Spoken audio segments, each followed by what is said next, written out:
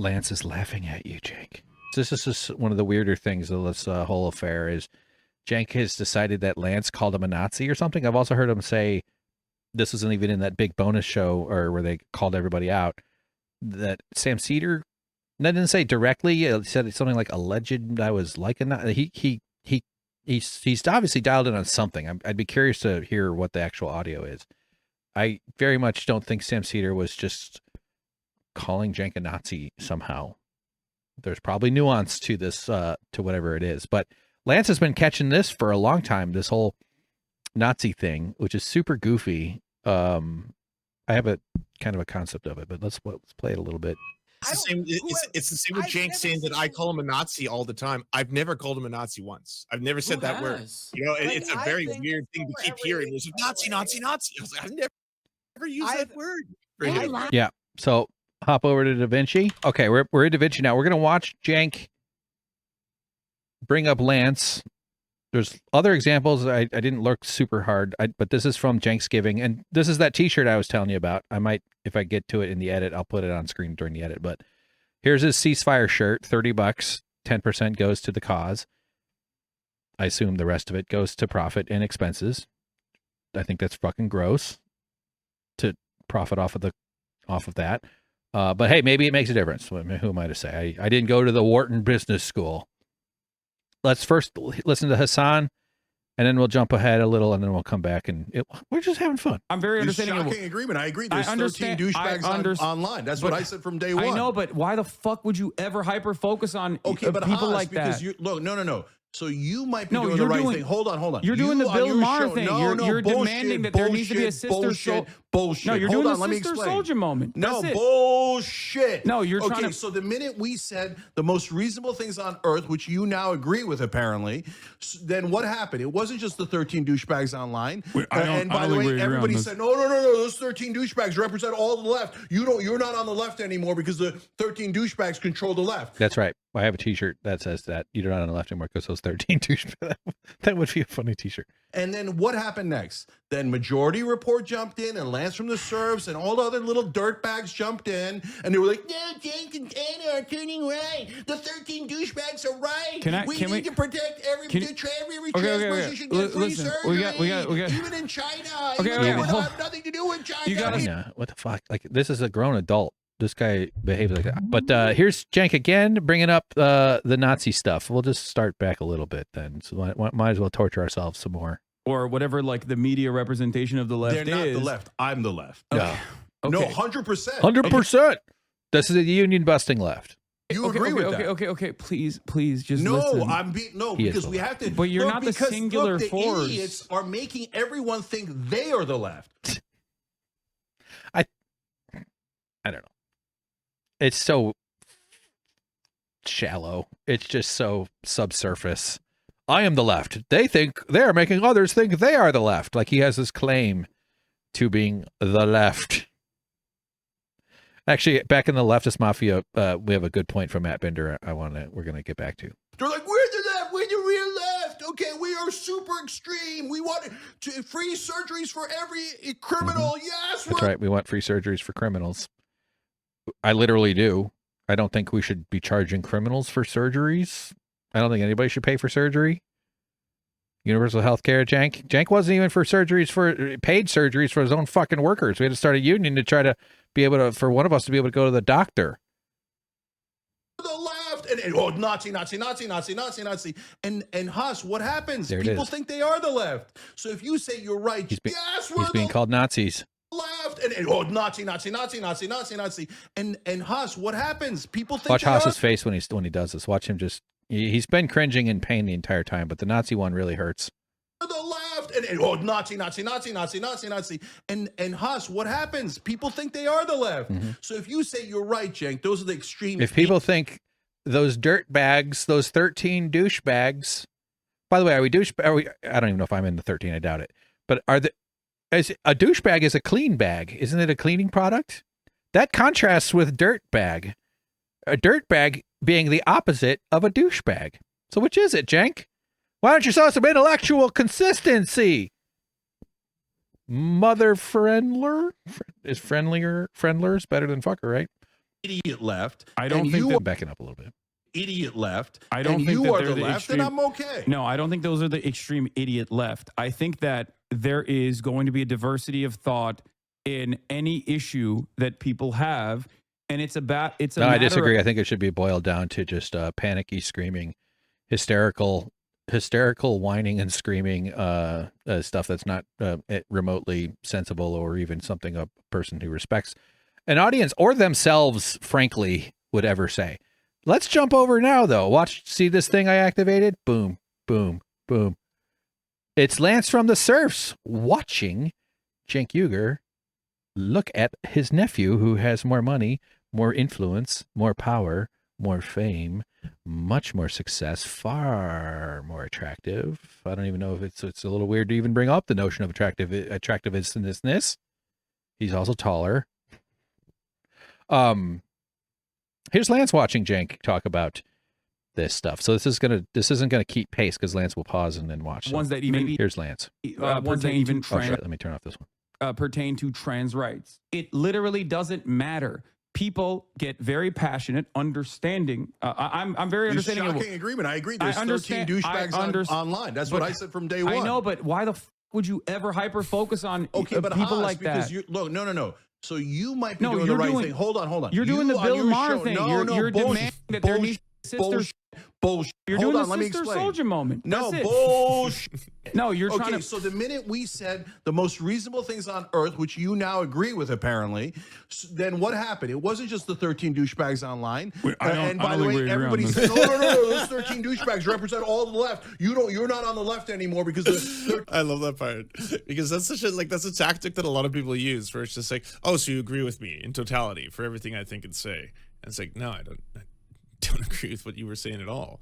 I'm just saying that maybe you shouldn't try and turn your own personal grievances into the cause, right? Like we were having a discussion about issues before, especially related to minority groups, and now you're turning this into the 13 douchebags discussion. We can, compartmentalize this. We could just. It is a magical number of douchebags. Let's be clear. Move the discussion now onto the 13 douchebags, if that's what you want to talk about. The 13 douchebags marching home to live in a tree with their princess. 13 douchebags control the left. And then what happened next? Then Majority Report jumped in and Lance from The Serfs and all the other little dirtbags jumped in and they were like, no, Cenk and Anna are turning right. The 13 douchebags are right. We need to protect every trans person should get free surgery. We got. Even in China. Lance is laughing at you, Cenk. That's my favorite part. Even in China. Because I'm like, who said that? Where does that one come from? That's the one where I'm just like, wait, what? Who do you think was telling you you're a bad person? Why? What do you disagree with? The fact that you're not willing to talk about trans rights in China and how they have more trans rights than you do in China. Yeah, that's a real thing that I care about and have said multiple times, Cenk. Nothing to do with China. You gotta we stop. hate them. They're Nazis. You got to okay. I mean, I'm 100% right. Every dirtbag should get it. You're 100% insane. I have no idea what you're talking about. What are you referencing? I love this clip so much because I'm so confused. Dude. Where is this coming from? I just want to know who said what when and where he's associating that with everybody else and what clip really pissed him off. Every dirtbag show did it. Tell me I'm wrong. This is reframing an issue that is now we've moved away from the. That's a perfect name for the leftist mafia, the 13 douchebags. We're not 13, the 6 douchebags we could do. Oh, come on. Believe in yourself. You can be 13 douchebags if you want. All right. Goodbye, Da Vinci. Let's hopefully slowly bring up the fucking... What? All right. One more time with Lance expressing his confusion, befuddlement, as if you were, about this whole thing. It's the same with Cenk saying that I call him a Nazi all the time. I've never called him a Nazi once. I've never said that word. It's a very weird thing to keep hearing. There's Nazi. I was like, I've never used that word. I give this disclaimer every single week. So if she goes on saying we've literally given this disclaimer every single week. I think the vast majority of people in prison should not be there. That does not mean there are people who don't deserve some sort of punishment. All right, so the part that Binder's referring to there with the nuance of crime and stuff is like this claim that Cenk makes a lot that the left doesn't believe in crime. He says that all the time. He does this Nazi thing. So I think that these are kind of connected. That's why I'm bringing this up now. When he says the Nazi thing, and I'm not sure if this is completely calculated in his mind, but a lot of right-wingers, that word is overused. That word is being bandied about quite a lot. And unfortunately, though, I don't think it's necessarily inappropriate to be resurfacing. Not that it ever went away, but some of its use is inaccurate. Some of its use is probably not helpful. But a lot of times, too, we are reeling from the same issues that drove European nations to have their wars for capitalist dominance, the World War I and World War II, a 1-2 hit of battles between these conquering colonial powers. And the Nazis became an incredibly important part of this whole story, obviously, the way we're, especially in terms of what history we're allowed to learn in this country. It's really shameful, and it's a sad indictment of Western society, European society, American society, our world, that we're still facing a resurgence of people who espouse Nazi-adjacent, Nazi-like principles. You don't even, the less you use the word, but if you can speak with clarity about the reliance on violence and the capitalism is essentially, fascism is essentially like the locust form of capitalism. Like it's when capital feels threatened. It's also been described as like when the precepts of colonialism turned inwards. It's scary that we are facing right-wing upswells of dictators, and especially in this technological era with the internet, with algorithms, with what Elon Musk is doing in government right now is absolutely horrifying. Somehow this guy just gets to run the society because he bought his way in. It's so weird. It's so strange, and completely inappropriate to say the least. But anyway, let me get to the point. Jesus Christ. When a lot of right-wingers are called Nazis, people are using, like I said, this word's flying around. When Cenk complains about being called a Nazi, effectively, functionally, he is commiserating with the unfairness of it, because a lot of right-wingers don't feel they deserve to be called that word. Some of them might openly embrace it, perhaps. But generally it's an insult. And what Cenk is basically doing is saying to that audience, they call me a Nazi too. He's not talking to the left when he's saying that. He's talking to the right when he's saying that. That's a little too simplistic, left-right, but he is giving people who are on the receiving end of that word in some way, and they associate with it, maybe not directly, maybe it's through their parasocial media relationships that they're consuming. We're all sort of getting dialed in on that, which I don't think is healthy. But it signals to them a very clear signal. This is more than a whistle, meaning it's not as subtle as a whistle, like a dog whistle especially. Those are the subtle whistles.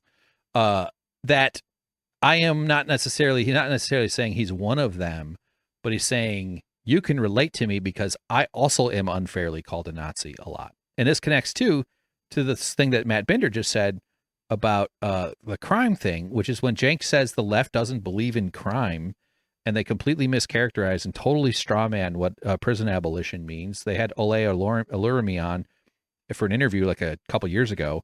Were really condescending to her and didn't show her any respect. Ole, I wish we could spend the rest of the show talking about this. This is incredibly important. And I hope you'll come back on because we didn't even get through half the questions I wanted to ask you. And thank y'all for having me, honestly. Yeah, for sure, for sure. Yeah, no, I hear you. Ole, I love that you came on. I love the discussion, even when it gets heated. And I appreciate that you made as good a case for it as I've ever seen. Definitely. Yeah, having said that, I don't agree. I didn't think you would, Cenk. I did not come here expecting. I did not think you would. I am just here to put the information out. I will be happy if at any point in time in the next months, you say to me, if you say to me, DM, like, you know what? I thought about something you said. That's all I'm hoping to get. You know what I mean? That's all I can hope for. And I just caution everybody. First of all, don't tell people who've been the toughest on cops in all of media that they're doing propaganda. I'm just gonna keep it real. I think that's out of bounds, to be honest. Okay. You talking to me? Yeah. Me? So, I didn't say nothing to you. Yeah, you said that I was doing propaganda. So, and look, I didn't say you were doing propaganda. I said I think you're reading. I said I thought earlier. You mean during the segment? I said I thought earlier that I said that I think you're reading a propaganda. That's what's being put out. That wasn't at you, Cenk. That wasn't some personal attack towards you. Yeah, and please, I hear you. And let's not get policy and politics mixed up. Policy is one thing, and these discussions are good, and it's going to get us to the right solution. And if we're all lucky, we're going to get to the Nordic model, and it's going to be infinitely better than what we have now, okay?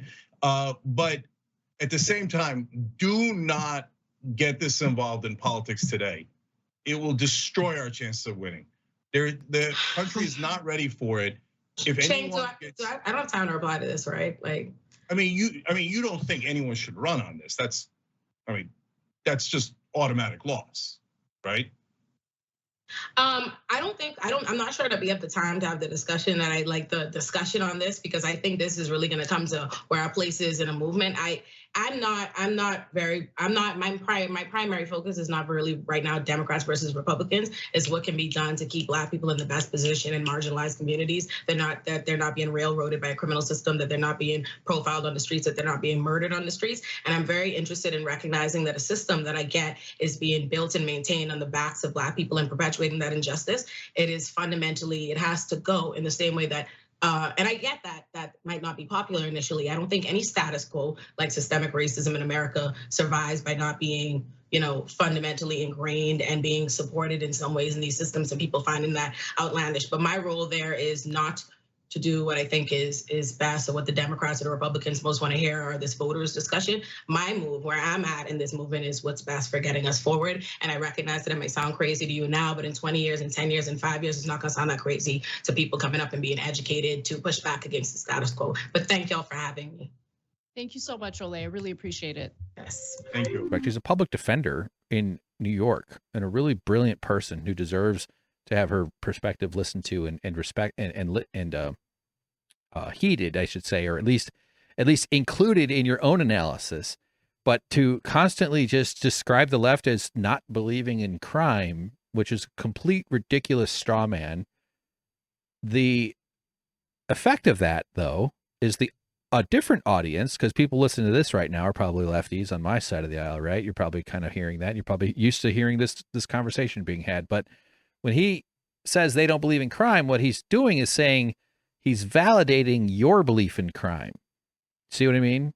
Those right-wing audiences hear him say they don't believe in crime, and they don't necessarily think that sounds ridiculous. What they're hearing is we do. We aren't being lied to by our media about crime, but the left clearly is. They don't even believe in crime. He's validating them. He's assigning a cultural grain, a cultural kind of flavor to himself. Like when you hunt deer, this is a bad analogy because it's about shooting animals. I don't mean that, but like you can rub deer piss on you. You can buy like deer scent so that they don't know that you're a human. Not that I think this is a terrible analogy. My point is, though, that he is signaling to them that he is one of them. He's validating their belief in crime.